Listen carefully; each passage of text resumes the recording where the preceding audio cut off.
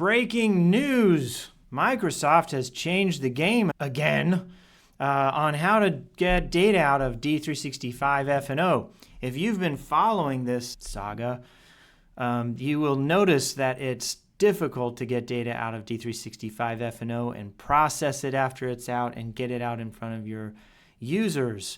So I'm Joe Christensen with Aqueducts Consulting. If you have this project, if you're working on this project, but this project is not working for you, then come join our session. We're doing a session on F&O reporting.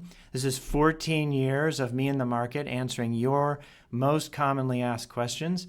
And it's called Conduit BI. This is our approach. And we're showing you how we're solving this problem over 28 installs using this approach, 14 years of queries.